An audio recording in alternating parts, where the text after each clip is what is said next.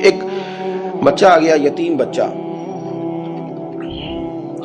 اس نے آ کے عرض کی حضور 3 گھر میں افراد ہیں، میں، میری بہن اور میری بیوہ ماں، والد حضور چلے گئے اور آج نہ 3 دن ہو گئے روٹی کوئی نہیں کھائی۔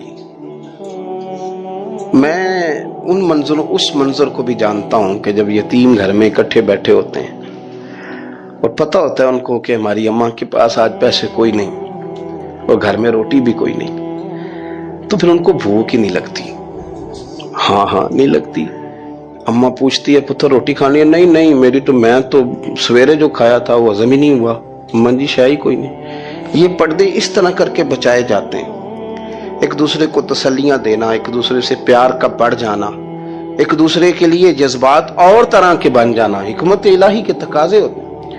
یا رسول اللہ صلی اللہ تعالی علیہ وسلم، بیوہ ماں ہے، یتیم بہن ہے، 3 دن سے کھایا کچھ نہیں، قربان جائیں وہ گھر جہاں سے کائنات کھاتی ہے ساری۔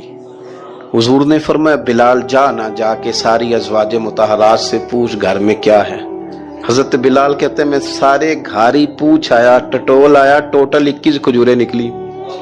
یہ 2 جہاں کے شاہ ہیں اور پاس کچھ رکھتے نہیں، 2 جہاں کی نعمتیں ہیں، ان کے خالی ہاتھ میں حضور کے سارے گھر کو میں ڈھونڈ 21 کھجوریں نکلی تو لا کے میں نے پیش کر دی، تو حضور نے ڈائریکٹ اس کو نہیں دی، نبی پاک نے اپنے ہاتھ پہ رکھ لی اور کہتے ہیں پھر حضور نے نا اپنا منہ مبارک قریب کیا کھجوروں کے۔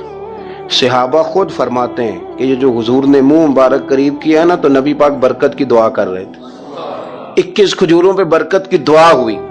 حضور نے اس بچے کو بلایا، تھپکی دی، فرمایا لے جا 7 تیری بہن کی۔ انہیں معمولی نہ سمجھنا ہو تو حضرت بلال کہتے ہیں حضور 3 بھی دے دینا کبھی تو 30 سال ختم ہی نہیں ہوتی، 30 سال گزر جاتے ہیں، نکالتے رہو کھاتے رہو، ختم ہی نہیں ہوتی۔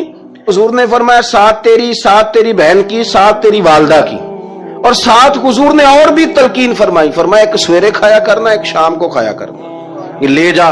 حضرت سیدنا بلال حبشی کہتے ہیں رضی اللہ تعالیٰ عنہ کہ بچہ لے کے جب باہر نکلا تو حضرت سیدنا معاذ ابن جبل دوڑ کے گئے اور جا کے بچے کے سر پہ شفقت سے ہاتھ پھیرا، کہا فکر نہ کرنا، رب کریم تجھے بہترین سرپرست عطا کرے گا، پتر پریشان نہ ہونا، اللہ تیری مدد کرے گا۔ صرف حوصلہ دیا، سر پہ دست شفقت پھیرا، بچہ چلا گیا تو حضور نے فرمایا معاذ ادھر آؤ نا ذرا۔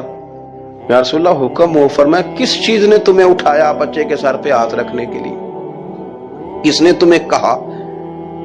کس چیز نے تمہیں اٹھایا جو تم بچے تک پہنچ گئے؟ عرض کی یا رسول اللہ وہ جو میرے دل میں اللہ نے یتیم کے لیے رحمت رکھی ہے نا، اس نے مجھے اٹھایا تھا، اور میں نے جا کے اس کے سر پہ دست شفقت پھیرا تو حضور فرمانے لگے سن پھر، جو کسی یتیم کے سر پہ خالی ہاتھ بھی پھیر دے، جتنے بال اس کے ہاتھ کے نیچے آئیں گے نا، رب اتنی خطائیں معاف کرے گا، اتنی نیکیاں دے گا، اتنے درجے اس کے بلند کر دے گا۔ خالی دست شفقت ہی پھیر دے، دینا دلانا تو بعد کی بات ہے، اس کا خیال رکھنا تو۔ یہ جو ہمارے مدارس ہیں نا، ان میں اکثر بچے غریب ہوتے ہیں، لیکن کچھ بچے تگڑے گھروں کے بھی ہوتے ہیں، مالدار گھروں کے بھی ہوتے ہیں۔ اس میں اگر کوئی ایسا بچہ آ بھی جاتا ہے نا جو یتیم ہے، کمزور ہے، تو وہ اپنے آپ کو محسوس نہیں کرتا کمزور، کیونکہ وہ یہ نہیں سمجھتا کہ میں یتیم خانے میں آیا ہوں۔ اس کے ذہن میں مائنڈ سیٹ یہ ہوتا ہے کہ میں مدرسے میں آیا ہوں اور میں پڑھنے کے لیے آیا ہوں، اور چونکہ وہ کچھ وزادار بچے، مالدار بچوں کے ساتھ وقت گزارتا ہے، اسی دسترخوان پہ بیٹھ کے کھاتا ہے، اسی کلاس میں سب کے ساتھ بیٹھ کے پڑھتا ہے، تو اس کی عزت نفس مجروح ہونے کی بجائے طاقت پکڑتی ہے۔ وہ برابری کی سطح پہ جب آتا ہے تو اسے محسوس ہوتا ہے کہ مجھے عزت دی جا رہی۔ اس لیے مدارس اسلامیہ میری نظر سب سے مضبوط جگہ ہیں جہاں مساکین کی، یتیموں کی، غریبوں کی صحیح معنوں میں کفالت بھی ہوتی ہے، تعلیم بھی ہوتی ہے، عزت بھی ہوتی ہے، تربیت بھی ہوتی ہے۔ میرے رسول کریم علیہ السلام بڑے انہماک کے ساتھ، بڑے توجہ کے ساتھ۔ اچھا ایک کام اور ہوتا ہے ہمارے ہاں، وہ کیا ہے؟ اگر کوئی یتیم مال چھوڑ گیا نا اس کا باپ، تو پھر تو بارے نہیں آ رہے ہیں اس کے، پھر تو اللہ خیر کرے کہ بہت سارے مل جائیں گے کفالت کرنے والے، بہت سارے ملیں گے دھیان رکھنے والے، بڑے سارے ملیں گے توجہ دینے والے۔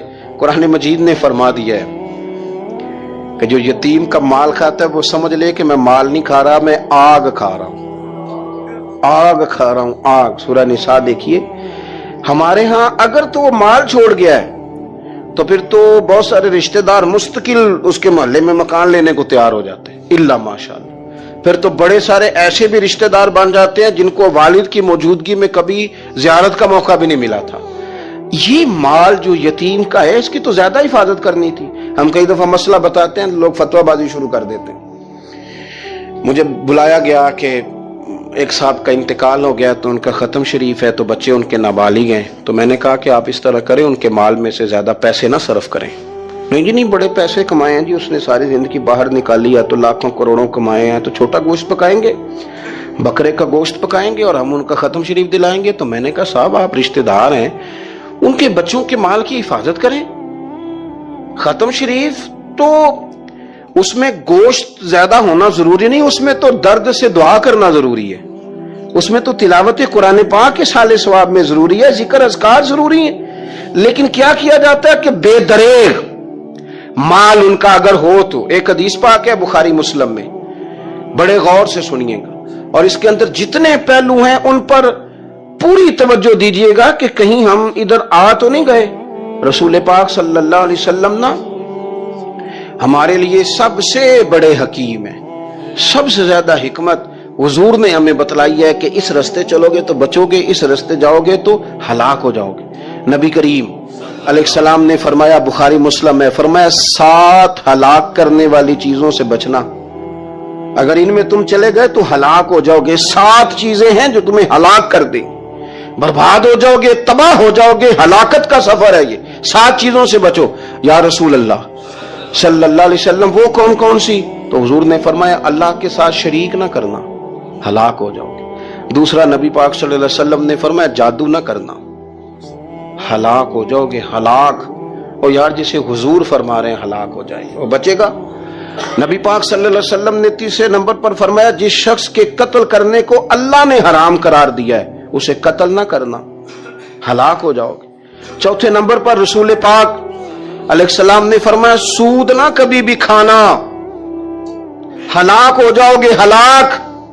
بڑی بڑی دلیلیں دی بینک والوں نے، بڑا سمجھایا تو حاجی صاحب مان گئے، محترم مان گئے، کہنے لگے نہیں جی نہیں وہ کاروبار میں لگاتے ہیں۔ بڑے بھولے بالے ہیں ہم، پتہ سارا ہے۔ اور دیکھو سب کاموں کے باوجود مستقل بینکوں میں پیسے اس اکاؤنٹ میں رکھے ہوئے ہیں جہاں سے مستقل سود آتا ہے۔ حضور نے فرمایا نہ کرنا یہ کام۔ تو کہتے میں سود پہ پیسے لے کے کاروبار چمکاؤں گا، تیرے نبی پاک نے تو فرمایا تو ہلاک ہو جائے گا۔ تو کہتا میں مل لگاؤں گا، حضور نے تو فرمایا ہلاکت ہے۔ تو کہتا میں بڑا کچھ کر جاؤں گا تو ہلاکت ہے۔ اچھی طرح سمجھ لیں، اصل مال بھی ضائع ہو جاتا ہے اس بندے کا جو سود کا مال ملا لیتا ہے، اصل برکت بھی اڑ جاتی۔ اور میرے نبی ایک پاک صلی اللہ علیہ وسلم نے 5ویں نمبر پہ فرمایا یتیم کا مال نہ کھانا، ہلاک ہو جاؤ گے، نہ کھانا ان کا مال، یہ کروڑوں ہو، اربوں ہو یا 10 روپے ہو، یتیم کا پیسہ نہ کھا جانا، ہلاک ہو جاؤ گے، ہلاکت تمہیں آ لے گی۔ اور پھر 6 نمبر پر نبی پاک علیہ السلام نے فرمایا کفر سے جہاد ہو رہا ہو تو کبھی پیٹ پھیر کے بھاگنا نہ، ہلاک ہو جاؤ گے۔ اور 7ویں نمبر پر اللہ کے رسول نے فرمایا بے قصور اور بے گناہ عورت پر تہمت نہ لگانا، بلا وجہ بہو کے کھاتے نہ کچھ ڈال دینا، بلا وجہ بھابھی اور بیوی اور کسی بھی خاتون پر کوئی الزام بے قصور عورت پر بہتان نہ لگانا۔ مار مار کے ایک شخص نے بحال کر دیا بیوی کو اور بعد میں پتا چلا کہ جی مجھے شک ہے تویز کراتی ہے۔ کیا آپ کی سوچ ہے؟ مسلمان اللہ کو ماننے والا اور اس باتوں پر الزام لگائے گا تویز کرا کے لاتی؟ بے قصور عورت پر بہتان، ایک تو بات ہے اسے مارنا اور ایک یہ ہے کہ کوئی تکلیف دینا، اور ایک خالی اتنی بات کی کہ بہتان بھی نہ لگانا، اس پر الزام نہ لگانا، یعنی تم نے صرف بے قصور عورت پر الزام ہی لگایا تو حضور فرماتے ہیں ہلاک ہو جاؤ گے۔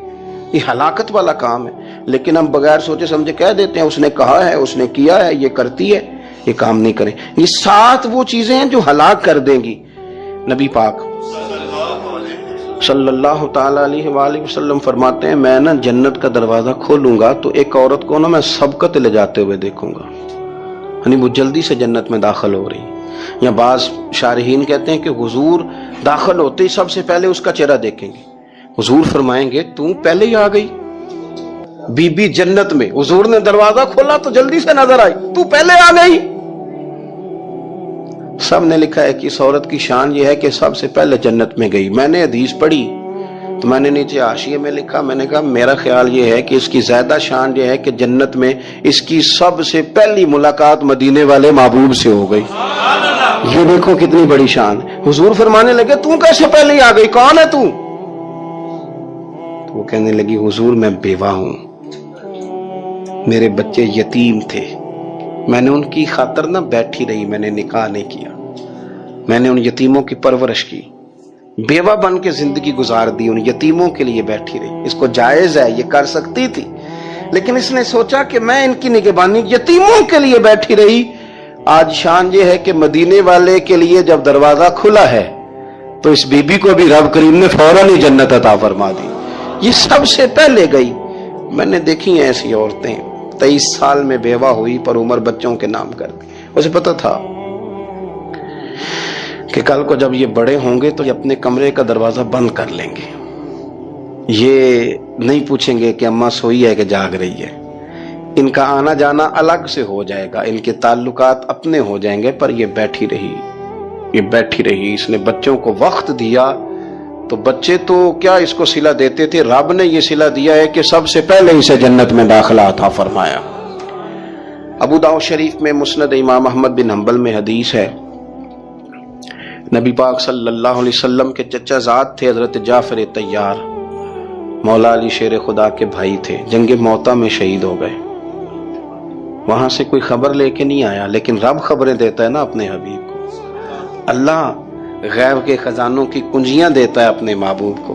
نبی کریم صلی اللہ تعالی علیہ وسلم نا ان کے گھر گئے, ان کی زوجہ کا نام اسماء بنت امیس تھا. حضور نے فرمایا اسماء میرے بھتیجوں کو میرے پاس لاؤ, محمد بن جعفر اور عبداللہ بن جعفر رضی اللہ تعالیٰ عنہ. بچے قریب آئے, حضور کو پتہ ان کے والد شہید ہو گئے. نبی پاک نے اپنی ناک مبارک ان کے رخساروں پہ رکھے, پھر حضور نے ان کا ماتھا چوما, پھر نبی پاک صلی اللہ علیہ وسلم نے سینے سے لگایا, فرمایا حجام کو بلاؤ نا ذرا, ان کے بال تراشے, کتنی بڑے ہو گئے, حجامت ہونے والی. حضور پیار کر رہے تھے, آنکھوں میں آنسو تھے, تو جناب اسماء قریب آئیں, کہنے لگے حضور میرے شوہر کی کوئی خبر آ گئی ہے؟ تو نبی پاک صلی اللہ تعالی علیہ وسلم نے گردن مبارک اٹھائی تو آنکھوں میں آنسو تھے. فرمایا رب نے میرے بھائی کو شہادت کا درجہ عطا کیا ہے. فرمایا کوئی آہ و بقا نہ کرنا میرے بھائی پر, اللہ نے اسے شہادت کا درجہ دیا ہے. حضرت جعفر طیار کے گھر والوں کے لیے حضور نے صحابہ کو حکم دیا کہ یہ غم میں ہیں, ان کے لیے کھانے پکا کے لاؤ. پھر نبی پاک ان بچوں سے پیار کرنے لگے, فرمانے لگے یہ جو ہے نا محمد بن جعفر یہ اپنے دادا جناب ابو طالب سے ملتا جلتا ہے, اور یہ جو عبداللہ بن جعفر ہے یہ تو سارا میرے ساتھ ملتا جلتا ہے. نبی پاک صلی اللہ علیہ وسلم پیار کرتے, باتیں کرتے. حضرت اسماء رونے لگیں. یہ ابو داؤد شریف میں مسند امام احمد بن حنبل میں چمکتے جملے. عرض کرنے لگی حضور میرے بچوں کا کیا بنے گا, کون کفالت کرے گا؟ قربان جائیں رسول پاک صلی اللہ علیہ وسلم کے کیا جملے, یتیموں کے لیے حضور کا نوازنے کا کیا انداز ہے. فرمایا اسماء تو فکر نہ کر, انا ولیہم فی الدنیا والآخرہ. فرمایا میں دنیا میں بھی ان کا وارث بنوں گا, قیامت کے دن بھی ان کا وارث بنوں گا. تو صرف دنیا کی بات کرتی ہے کہ نظام معیشت کا کیسے چلے گا, اور میرا وعدہ یہ ہے کہ دنیا میں بھی ان کی سرپرستی کروں گا, آخرت میں بھی سرپرستی کروں, آخرت میں بھی میں ان کا خیال رکھوں گا. آپ غور تو فرمائیں, توجہ تو کریں کہ اس قدر زیادہ حضور کا انہماک اس طبقے کے ساتھ ہمیں اپنے دائیں بائیں عزیزوں میں, رشتہ داروں میں, دوستوں میں, علاقہ میں, پڑوسیوں میں, محلے داروں میں دیکھنا چاہیے. یہ بچے بیچارے میں نے دیکھا ہے ان کے بگڑنے میں اصل بات یہ ہوتی ہے کہ کوئی مخلص ہو کے سرپرست نہیں بنتا. آگے بڑھیں, اپنی اپنی خدمات پیش کریں, اور جس طرح ہمارا بچہ بگڑ جائے تو ہم اس کے لیے پوری کوشش کرتے ہیں, جدوجہد کرتے ہیں, حالات, واقعات, پس منظر, پیش منظر کا جائزہ لیتے ہیں کہ کون سے اسباب اختیار کیے جائیں تو یہ ٹھیک ہو سکتا ہے. وہ ساری چیزیں ان کے لیے بھی ہمیں اختیار کرنی چاہیے, اور یہ بچے اگر احساس ذمہ داری پکڑ جائیں، جو وارث سے محروم ہو جاتے ہیں، یہ اگر احساس ذمہ داری پکڑ جائیں تو پھر یہ قوموں کی قیادت کرتے ہیں، پھر یہ بہت بڑے جانباز ثابت ہوتے ہیں، پھر یہ اپنے گھر گھرانے کا نہیں، یہ ملتوں کے، قوموں کے لیے مشعل راہ بنتے ہیں۔ لیکن شرط یہ ہے کہ ہم ان کے لیے اپنے دلوں کو کشادہ کریں، سینوں کو وسیع کریں۔ اللہ کریم سمجھنے کی